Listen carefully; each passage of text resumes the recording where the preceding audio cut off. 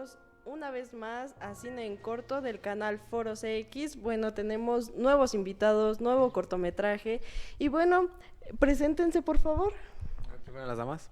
Hola, pues gracias por la invitación. Ahora sí que me faltaba venir a este espacio de Cine en Corto. La verdad es que sí pensé que en algún momento podría llegar por aquí. Me da gusto pues que sea esta ocasión y bien acompañada ahora sí que con ustedes y para hablar de un trabajo muy interesante. Soy Nancy de Santiago, soy productora y escritora de cine. Ya tengo aquí en Celaya pues bastantes años, así que empezamos en 2006 con mi productora de cine, un movimiento independiente que se llama Reforma 205 y bueno, pues estamos trabajando ya más esporádicamente, pero no hemos dejado de hacerlo. Perfecto, qué bonito es conocer gente nueva y conocer pues todo lo que hacen. Muchas gracias también por ustedes a estar aquí. Entonces, Alex. Bueno, pues ya lo dijiste, Alex. Alex Bravo. Bueno, a mí me gusta mucho el cine. En este cortometraje en particular, pues hice narración e investigación también. La edición también le metí mano en edición. Y pues gracias por invitarme a este espacio.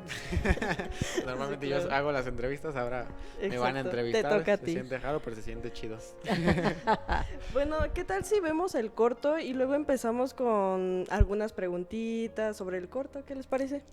Claro que sí, invitamos a todos a que lo vean y lo disfruten. Creo que sí, así que vamos a ver el corto.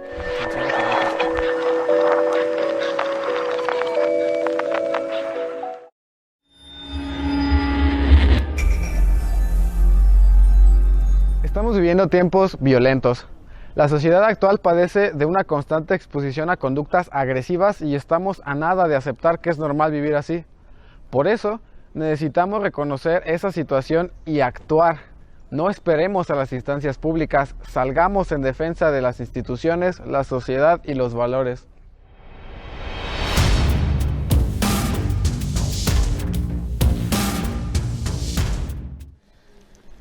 Bueno, primero que nada es importante entender que la violencia no es algo que sea innato con lo que se nazca. Vale la pena resaltar que es algo aprendido. Aprendido quiere decir que depende del contexto en el que estén inmersos, ellos pueden desarrollar o generar aspectos violentos o no, porque lo aprenden. Incluso la parte de aquí, México, que es un país sumamente violento, hace que se normalice y se vea como una situación del día a día donde ellos aprenden a vivir con eso y aprenden a actuar de cierta manera violenta. Y el problema es que se va reproduciendo. Y no solamente eso, sino los juegos de masivos de comunicación, los medios masivos de comunicación, fortalecen, aunque intentan, entre comillas, mostrar una particularidad de las problemáticas y de las violencias, de los tipos de violencia, también ayuda a acrecentar que eso es normal, ¿no?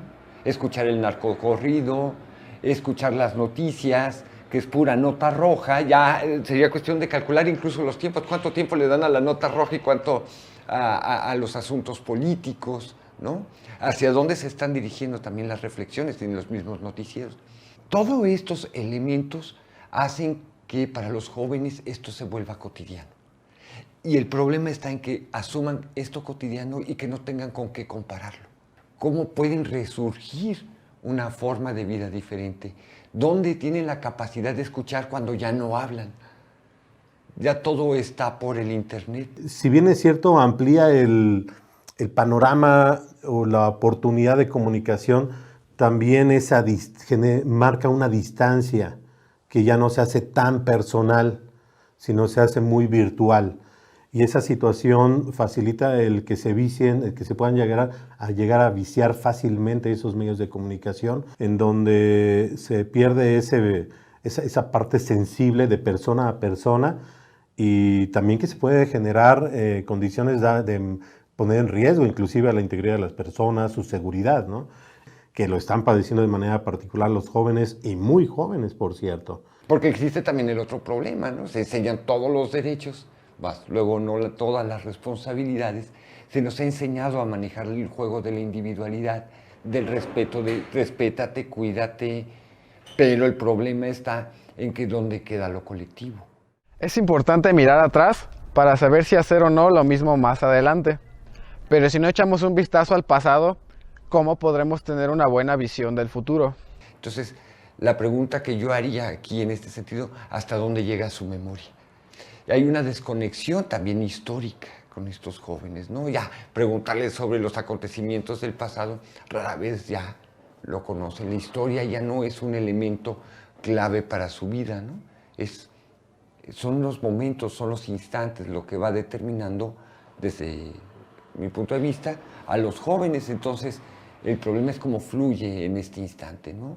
Hasta dónde asumen la responsabilidad o la corresponsabilidad en cada instante, y si lo pueden mantener para beneficio de la colectividad. El problema está en que olviden que se puede vivir de otra manera, ¿no? Que en el pasado se podía vivir más tranquilo, más pacífico.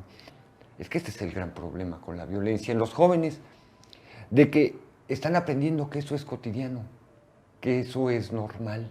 Los jóvenes de pronto tienen una realidad, están viviendo una realidad, pero no tienen un antecedente de hace 20 años. Ellos no lo vivieron, no tienen ese punto de referencia. El gran problema de esta situación es de que hay una generación que está aprendiendo a vivir y convivir en un entorno de violencia, en un entorno de corrupción, y que para ellos es normal. Es que finalmente la violencia de casa es una reproducción de la violencia que está contextual y socialmente. Si no hay un marco institucional, jurídico, legislativo que proteja no solamente al núcleo familiar, sino al individuo, cualquier tipo de acción que tú ejerzas no va a tener la fuerza suficiente. Entonces, la policía misma, en muchos de los casos, no nos genera una sensación de seguridad y protección. A veces he escuchado comentarios de que dicen, híjole, vi un policía, pero no sabía si ir a pedirle ayuda o mejor me mantenía. Nuestra misma situación contextual, las historias que hemos escuchado, que se han dado, nos hacen también tener un desapego a cubrirnos de ese marco que nos tendrá que proteger, ¿no? Que es el legislativo. Entonces no está habiendo una conexión ahí. El problema es cuando no hay instancias públicas efectivas, que no llegan a tocar esa expectativa de asistencia que tiene un joven. Es la parte de cómo los mismos patrones sociales, culturales, las mismas creencias con las que nos conducimos y que se van transmitiendo de generaciones, que se dan en la familia, son las que promueven que las personas sientan responsabilidad de ser violentadas. No se responsabiliza al agresor, se responsabiliza a quien vive la violencia. Incluso como una pregunta se le llega a decir, bueno, pero ¿por qué estuviste tan noche? ¿O por qué llevabas ese reloj? No, ese reloj costoso. Entonces, de alguna manera, seguimos en la tendencia de usar vocabulario, y el lenguaje determina mucho, para responsabilizar a quien vive violencia. Deseamos que la parte psicológica no es palpable, no es tangible. Esa violencia no se puede visualizar tan fácil y por lo tanto no está legislada como una cuestión tan clara, ¿no? Entonces, definitivamente, la psicológica es algo con lo que vivimos todos los días y se difumina porque no se puede identificar tan fácilmente. La violencia física es claro, un empujón. Todo el mundo sabe que eso es violencia, pero hay ciertas cuestiones psicológicas que la gente ni siquiera las puede visibilizar como violencia. ¿Es normal tener que voltear a todos lados de vez en cuando al caminar por la calle? ¿Es normal tener que avisar que llegaste seguro a tu casa? No lo es, y no es normal hoy en día realizar actividades de manera tranquila. Bueno, es que ya ni divertirse, ¿no? El problema es de que ya no se pueden divertir abiertamente, ya tienen que tener ciertos cuidados al entrar a un lugar, tienen que estar atentos a observar. Las chicas, pues obviamente ya tienen que ir con compañía, ¿no? O sea, tienen que moverse, entonces, se exponen, hay una exposición general, pero más que nada también el problema no es la violencia que puede sufrir el joven, sino la violencia que sufre la familia cuando dice, ¿dónde estará? Y comunícate y estate atento. Entonces, el problema es cuando perdemos libertad. Yo me acuerdo cuando era chica y podíamos salir a la calle y jugábamos. A mí me tocó todavía los tiempos donde jugábamos libremente. Ahora los papás no pueden dejar a los hijos descuidar un segundo en un parque, ¿no? O sea, vivimos todos los días con una incertidumbre de saber qué va a pasar con nosotros si salimos a ciertas horas o si hacemos algunas cosas que tendríamos que estar protegidos. Antes, pues la tranquilidad era poder abrir la casa y estaba el mecatito y no pasaba más. Y ahora ya se ponen 3 puertas. Entonces eso sí genera una ruptura, pero eso se vuelve cotidiano, se vuelve como una manera de ser. Entonces estamos llevando la violencia a una manera de ser. Tanto hombres como mujeres sufrimos una angustia por el contexto actual en el que vivimos. Sin embargo, socialmente las mujeres se ven más vulnerables a ciertas situaciones de riesgo. Finalmente la violencia tiene el objetivo de ejercer control sobre alguien. Normalmente de un ser que tiene mucho más fuerza con otro que tiene menos fuerza. Entonces el objetivo final de la violencia es el control. Las mujeres mismas cargan con muchos estereotipos, con muchos prejuicios, con muchas creencias, con muchas prácticas culturales que están inmersas desde su aprendizaje, ¿no? Desde su cultura y es lógico, son cosas que tienen que ir cambiando, pero que no reflejan tampoco diferencia. Porque incluso hasta las mujeres, por cualquier cosa, ya pueden acusar de acoso sexual cuando no lo hay, pero también se ven expuestas a donde sí lo hay. Entonces se vuelve muy complicado. ¿Cómo definir? O por ejemplo, yo puedo ir en la calle y de repente una señorita puede gritar, me está violando, y él fue, y yo, nada. ¿No? Son complicaciones, pero que a final de cuentas tiene que ver, volvemos a un punto moral y ético, de responsabilidad, de decir, ¿realmente estoy siendo afectado? ¿Hasta dónde? Y hay veces, no estoy siendo afectada, o sea, no pasa de ahí. Pero no es lo mismo eso allá a actos realmente más fuertes que están expuestas las mujeres. En el caso, por ejemplo, de los feminicidios en México, que es un tema importante que se está trabajando. El feminicidio es la punta del iceberg de todo un problema que se empieza a dar desde la desigualdad de género, desde lo que corresponde o lo que es permitido para un hombre y no para una mujer, desde esa sensación de control de lo que debe de hacer un hombre y de lo que no está bien aceptado y cómo tiene él que obtener entonces el control y ejercer control. Cuando una mujer es violentada en su familia, no es suficiente con que vaya y presente una denuncia. La denuncia es lo de menos. El problema es que inmediatamente va a regresar al entorno familiar con ese problema. Ese es el principal, la principal limitante que considero que hay. Entonces, entre la educación desde la familia, el fomento de esa parte de respeto a la mujer como tal, en sus oportunidades y dignidad que debe de tener por naturaleza, que deben ser impulsadas por grupos sociales, por grupos intermedios y con un impulso muy particular del gobierno. Y cuando me refiero al impulso particular del gobierno, me refiero a las oportunidades y ejercer la autoridad y la sanción cuando lo amerite, cuando hay esa desigualdad que deba de ser sancionable, ¿no? En el caso de esas diferencias de oportunidades. Pero el asunto está en que sí, la mujer se ve más débil en estos juegos de la violencia contemporánea, ¿no? Están mucho más expuestas, ¿no? Sí, porque se vuelve carga económica. La gente que posteriormente se dedica a la trata de blancas entra como una persona interesada, como a lo mejor la única persona que les brinda atención, ¿no? Que les da esa sensación de estás conmigo segura, y cuando ellas están ya más involucradas emocionalmente y lo ven como una salida también, es cuando empiezan ellos a destapar. Pueden ser violentamente, drásticamente o sutilmente, ¿no? Necesitamos que hagas esto porque nos va a ayudar, y muchas veces están atrapadas por miedo o atrapadas por la cuestión también emocional, que eso es otra de las cosas, ¿no? Que está ahí un vínculo también emocional, o simplemente el vínculo emocional del miedo, no solamente el afectivo. Cómo las van encasillando a ciertos tipos de, o ellas mismas se van creyendo la situación que les están prometiendo, sea, ya lo decíamos, amorosa, sea la cuestión también laboral, y de verdad lo hacen tan bien, porque además lo saben hacer, que ellas empiezan a creer y empiezan a visualizarse en otro aspecto donde ellas están esperando obtener ganancias, la fama, el éxito, y eso las va involucrando en esta problemática. Muchas de las formas de acercamiento es a través de las redes sociales y de los medios que ahora tienen, ¿no? Desde cómo las chicas mismas van contactando con personas que tú no sabes del otro lado quiénes son y que eso las va exponiendo, las va poniendo en peligro. Es otro tipo de peligros que no existían antes y que ahora están, ¿no? Cuando hablamos de la seguridad, en los últimos años se ha involucrado la referencia de las Fuerzas Armadas, la Marina y el Ejército básicamente, lo que es indebido. Y es indebido porque hablar de la seguridad pública no es competencia de las Fuerzas Armadas. Las Fuerzas Armadas, por su naturaleza, tienen otra función, que fundamentalmente es proteger la soberanía nacional y garantizar las instituciones de gobierno, las instituciones públicas.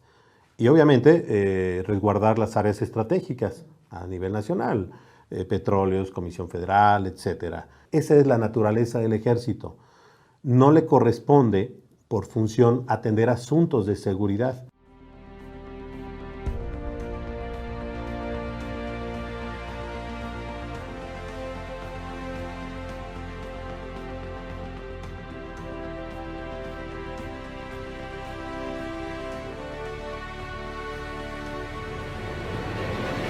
La Ley de Seguridad Interior le da facultades discrecionales al Ejecutivo Federal.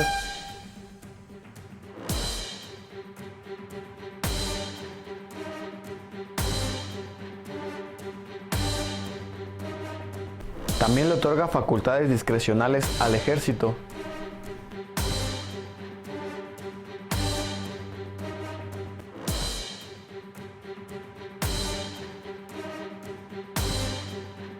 Y pone en riesgo la transparencia de la información generada a través de su aplicación.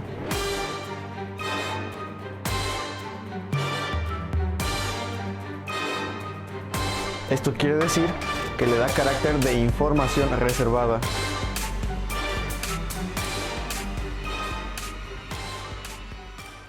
Cuando se habla de la Ley de Seguridad Interior, estamos hablando de que es repetitiva en la justificación de la intervención de las Fuerzas Armadas. Me estás repitiendo que el Ejército va a intervenir en situaciones que atenten contra las instituciones de gobierno. Eso ya estaba, eso no es nuevo. Que en proteger y resguardar áreas estratégicas, eso no es nuevo, eso siempre ha sido. Pero agregaron uno, que es cuando los ejecutivos del Estado, los congresos, solicitan la intervención de la Federación cuando son superados en capacidad para atender temas de seguridad pública. Eso no es una invención, no sé de quién, una alteración, es una aberración legal, yo lo diría así, en el tema de la seguridad, porque me quedan a mí dos reflexiones. La primera, esa simple disposición abre de que efectivamente podrían intervenir en cualquier asunto que lo establezca en el momento en que se declare incompetente por capacidad un Estado, porque lo requiera el Congreso o porque lo requiere el Ejecutivo. Y la segunda reflexión sería, entonces, ¿dónde están todas las inversiones? ¿Dónde están todos los recursos que tienes como Estado? ¿Dónde quedaron? ¿Dónde está tu efectividad? ¿No será el problema que es la efectividad de las autoridades en turno y que es una manera de lavarse las manos? Al analizar el desempeño presidencial, reflexionemos si haría uso del ejército a favor del pueblo y no a favor de sus intereses particulares. Ahora, la historia nos ha demostrado que hay que tener mucho cuidado cuando la ley llega y se mantiene, y en este caso de seguridad, en una sola persona. Entonces, ¿para qué tenemos los tres poderes? Ya no tenemos una representatividad. Y esa parte yo creo que tiene que ver con un apoyo interdisciplinario, porque una persona no está capacitada para tomar decisiones de tipo que competen, por ejemplo, tú dices antropología, la sociología, la parte psicológica, la parte legislativa, por supuesto. Necesitamos tener un marco que nos permita tomar decisiones consensuadas, cada quien desde el área de expertez que tiene. Pero creo que ese tema de la discrecionalidad es una situación muy confusa para la gente, y lo más grave, se dé o no se dé una situación de hecho en ese sentido, es la intranquilidad. Eso creo que es fundamental, genera una intranquilidad por la falta de claridad. La naturaleza de las Fuerzas Armadas es protegernos, pero ¿qué tan seguros nos sentiremos rodeados por militares? También el ejército sí ha tenido interferencia, no ha sido tan bueno. A lo que yo quiero hacer referencia es hasta dónde va a tener una decisión para poder definir y si seguir las leyes del Ejecutivo o no. Yo creo que la prerrogativa no está ni siquiera en la decisión del presidente, sino aquel que tiene la decisión y la fortaleza para definir si actúa o no actúa. ¿Y en beneficio de quién? Porque el problema es que ahora ¿quién nos va a amparar? Pues estamos hablando de imposición de la figura del mando único, me parece que más por intereses políticos, por cumplimientos legales o manejos legales, que por el interés social. Porque se cree, a partir de mi interpretación de cómo se maneja esa figura de mando único, que vienen a solucionar nuestros problemas de seguridad. Y no lo es así, no lo es. El ejército yo no veo al ejército que esté atendiendo un tema de robos que nos están pegando todos los días. Eso no lo va a hacer el ejército. Si le dejamos el control a las Fuerzas Armadas total de una decisión tan importante, nosotros vamos a perder capacidad, ¿no?, de injerencia y de maniobra. Entonces, el hecho de podernos defender, ¿no?, desde lo que sepamos o desde donde podamos, se va a perder. No vamos a estar sin control de la situación. ¿Dónde va a estar lo justo y hasta dónde se va a determinar que una manifestación es positiva o negativa? ¿Sí? ¿Hasta dónde va a participar el ejército? No quiero decir con esto que el ejército sea malo. O sea, creo que a nosotros, o por lo menos una generación, el ejército era un ejército de paz. Era para ayuda, porque no realmente México se distinguía por la búsqueda de la paz, de la amistad, ¿no?, de la interrelación entre las naciones, ¿no? Pero el problema es que los tiempos han cambiado.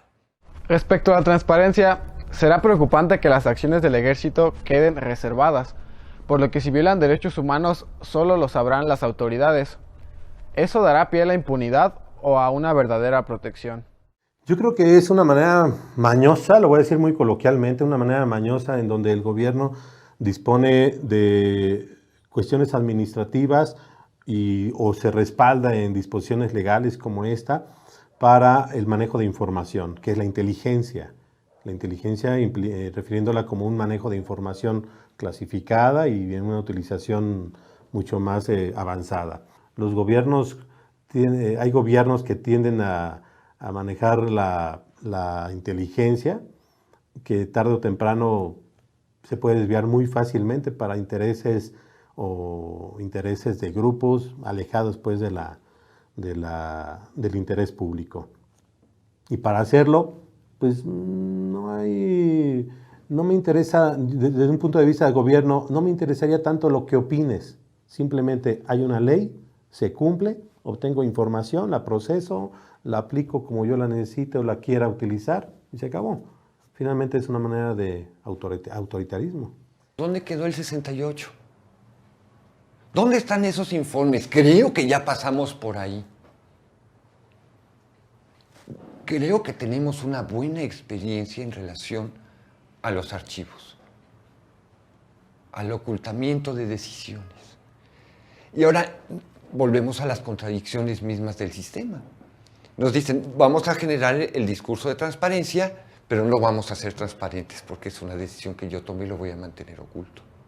Yo creo que la información, siempre que la persona la tenga, podrá tomar una decisión mejor o peor. La diferencia que yo creo que aquí es como el punto álgido es cómo manipulamos la información, porque en el lenguaje que usamos podemos resaltar ciertas cosas, pero la información la debemos de tener todas y debe de estar al alcance de todo el mundo, porque eso nos hace seres más informados, más obviamente, valga la redundancia, y más capacitados para tomar decisiones. Y pareciera que en lugar de avanzar, estamos retrocediendo en esa parte histórica de nuestro país, que en lugar de sentir mayor libertad y seguridad en nuestra actuación como ciudadanos, parece que nos están restringiendo más y están reforzando un entorno de inseguridad, no nada más por cuestiones delictivas, sino por falta de claridad en la norma, en las leyes que genera la autoridad y en su forma de actuación.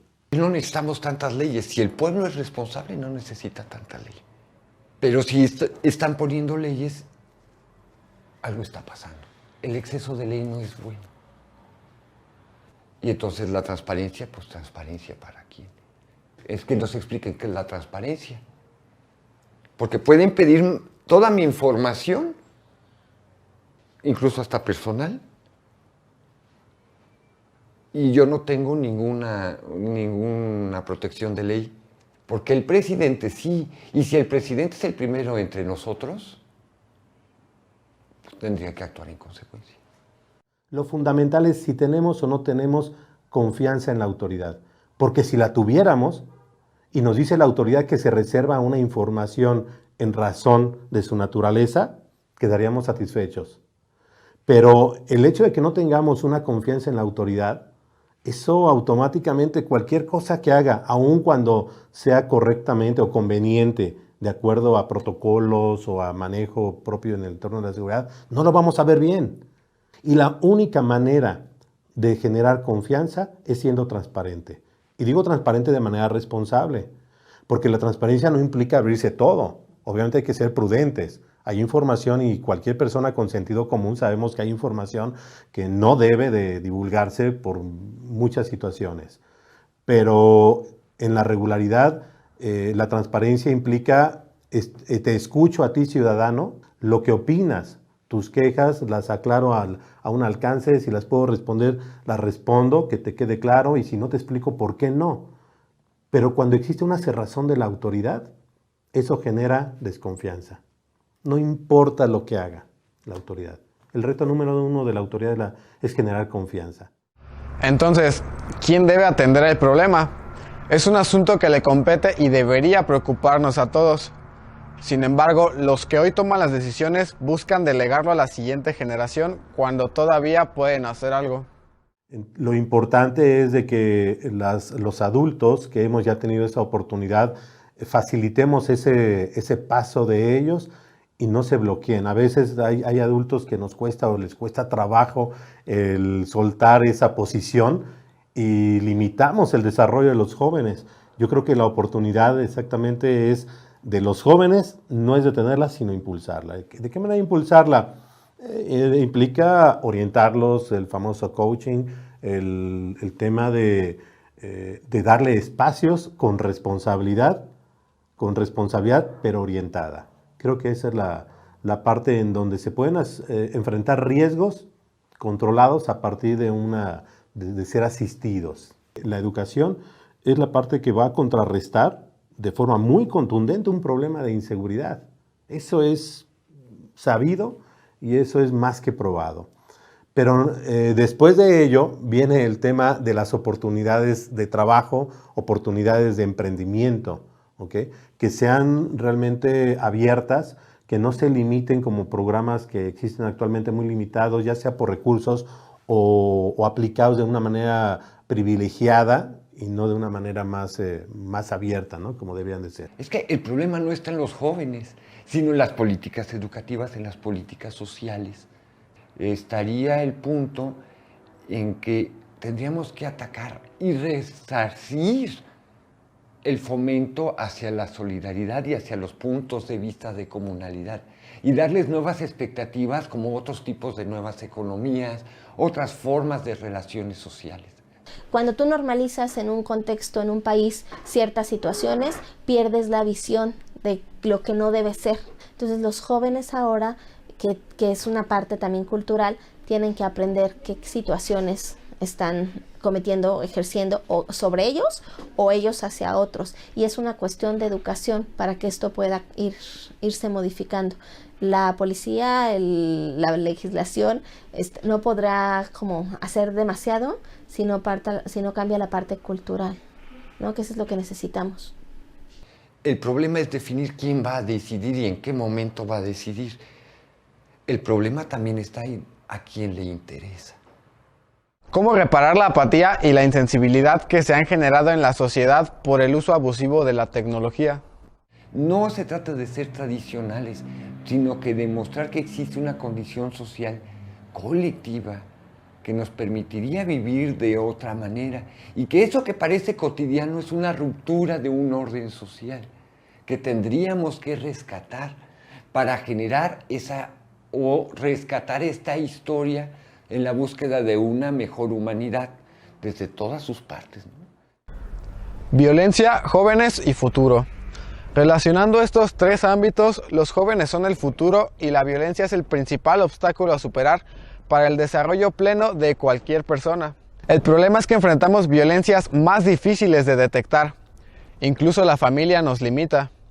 Tenemos miedo, no confiamos en la autoridad.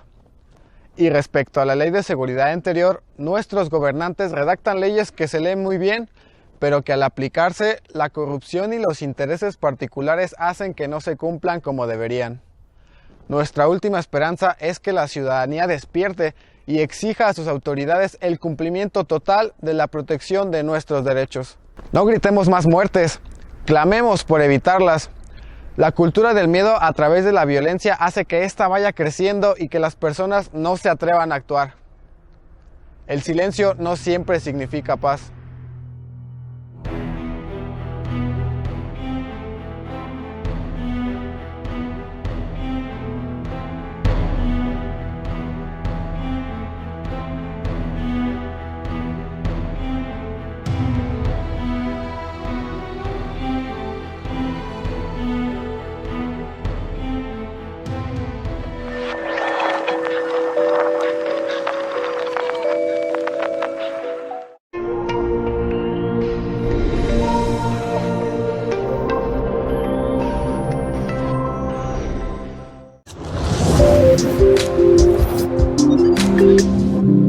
Otra vez en vivo, hola, ¿cómo están todos en casita? Y estamos en un programa. No, saludcita ya para...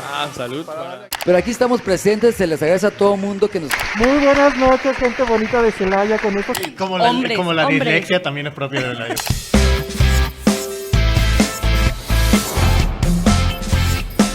Canal Foro CX. Marca la diferencia. El llanero solitario.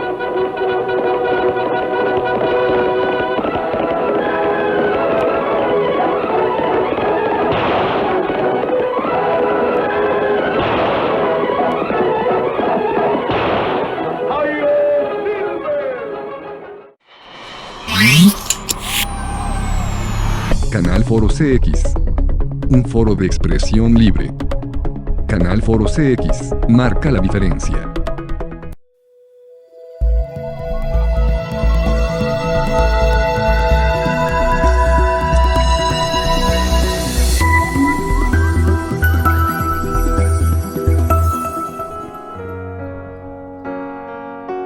Ok, acabamos de ver este buen cortometraje. La verdad es que me interesó mucho, estaba muy clavada viéndolo, fue muy informativo y comentó algo. Fue hace como 3 años que hizo este cortometraje y la verdad es que no ha cambiado mucho la situación. Es muy lamentable todo lo que está pasando y quisiera saber cómo surgió la idea. ¿Cómo surgió esto, el cortometraje? ¿Cuál era su objetivo? Y a ver, cuéntenos. Pues sí, muchas gracias, Ana. Pues mira, la verdad tienes toda la razón. En aquel tiempo estábamos padeciendo, ¿no?, la aplicación próxima de una ley que se llamó en ese momento la Ley de Seguridad Interior. Evidentemente, como vieron en el cortometraje, pues estaba a cargo de, en ese entonces, el presidente Peña Nieto y obviamente había muchas críticas, como las hay hoy todavía. Y algo que decía muy claro por ahí, como vieron nuestros invitados, teníamos 3 expertos, ¿no? Pero la idea nace, quiero retomar esta parte nada más para decirte lo de la idea. Estos expertos venían muy a colación porque todo partió para participar en un festival. Sí, el festival tenía ese título, el que al final Alex, haciendo el presentador del corto, mencionaba jóvenes, violencia, jóvenes y futuro. Es el que marcó el Festival Internacional Hispanoamericano de Cortometrajes contra el silencio, todas las voces. Entonces nosotros dijimos, bueno, este tema nos gusta, nos interesa, obviamente estamos preocupados, pues vamos a hacer una investigación. Entonces hicimos la investigación legislativa, vieron por ahí los aspectos que Alex resaltaba y nos faltaba un punto de vista de expertos de áreas así muy concretas y muy específicas. Nuestra compañeros son, en este caso, yo también soy catedrática en la Universidad de Guanajuato, entonces por ahí pues la doctora Yasmín, el doctor Enrique Ferro, y por supuesto nos acompañó también un experto en seguridad, que es aquí nuestro anfitrión, el director del canal. Ellos nos apoyaron en aquel momento porque eran los idóneos para el área, ¿no? Ahora sí que fue muy, para nosotros, pues sí, muy, muy bueno que la doctora es experta en violencia, o sea, como psicóloga, ha hecho trabajo sobre el tema. Obviamente, en antropología social, el doctor Ferro también ha trabajado cosas muy, muy cercanas a esto.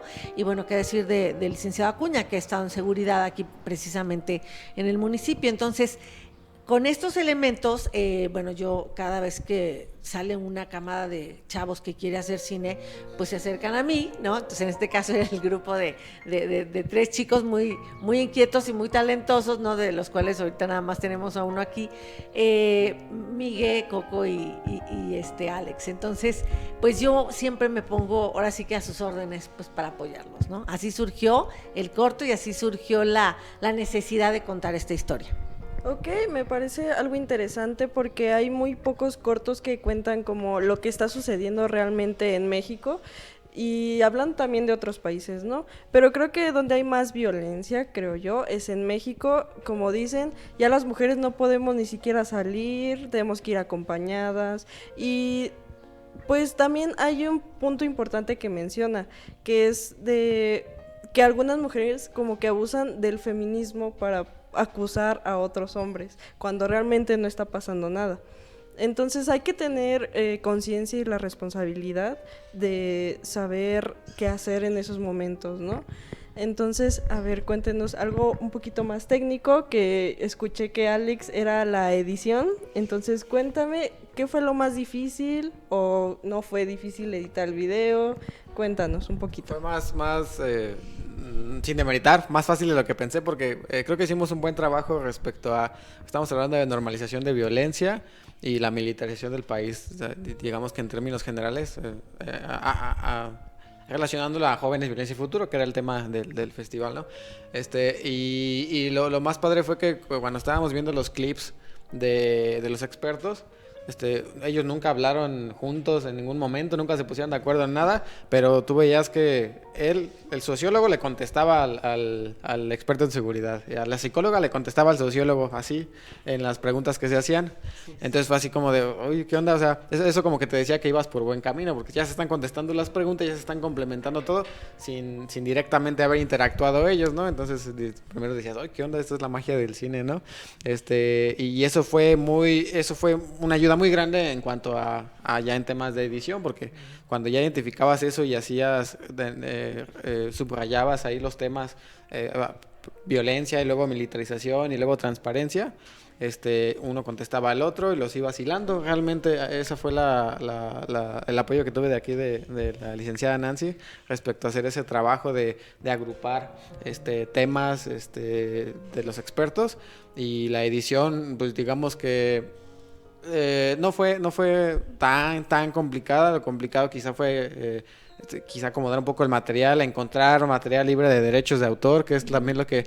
Un montón de imágenes quedaban bien chidas en unos pedazos, pero no las podíamos usar porque no teníamos los derechos, y conseguir permisos pues quizá no nos iba a dar tiempo para sacarlo a tiempo, etcétera, etcétera. Quizás eso fue lo más difícil, encontrar material, pero pues dado el buen trabajo que hicimos y el buen trabajo que también aquí hizo la licenciada entrevistando y armando las preguntas que pues, iban a lo que iban, muy bien estratégicamente puestas ahí, la edición fue divertida y no fue tan complicada.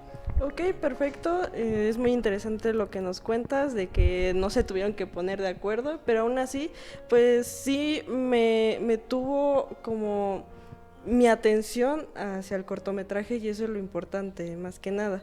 Bueno, tienen un póster, entonces a ver si lo mostramos y a ver si me cuentan un poco sobre el póster, qué quisieron dar a entender, la tipografía, a ver, cuéntenos un poquito.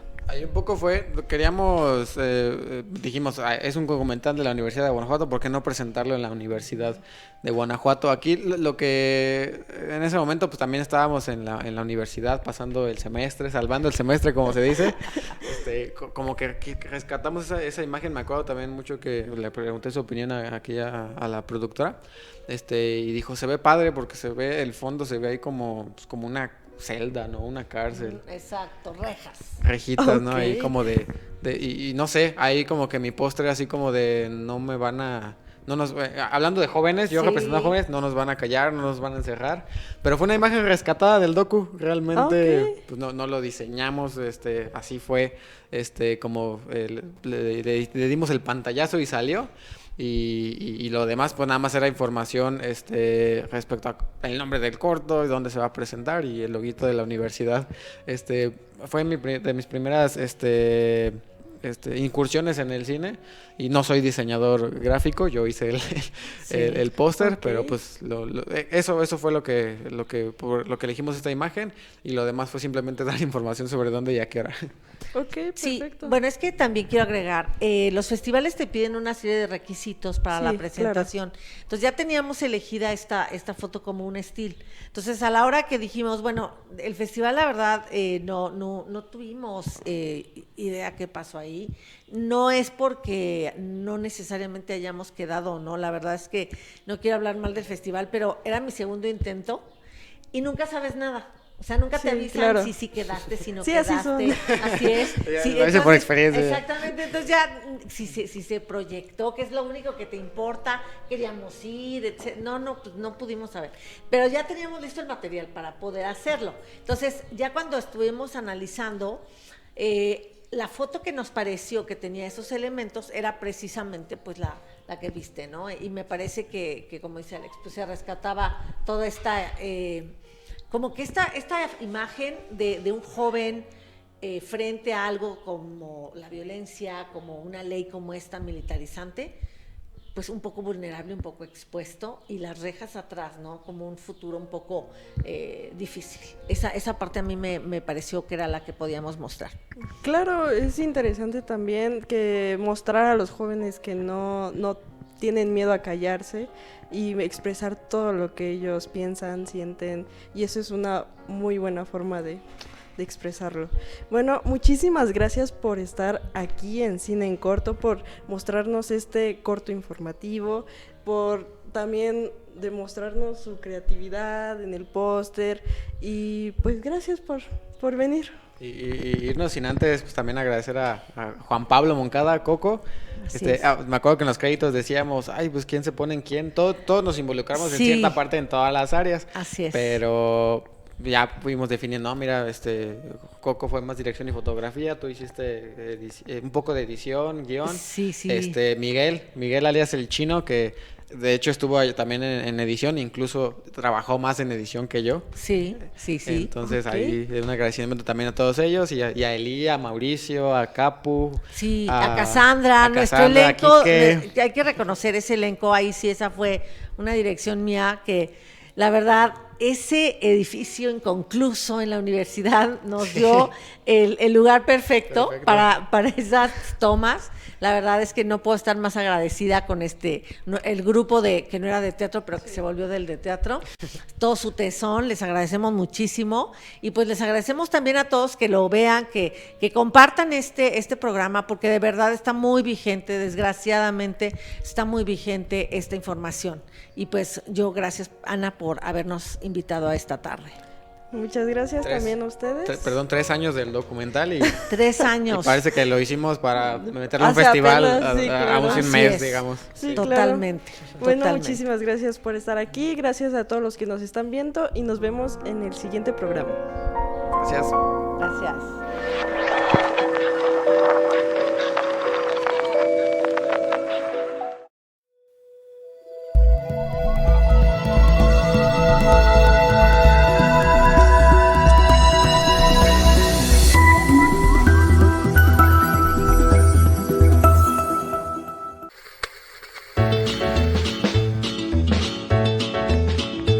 Canal Foro CX, marca la diferencia.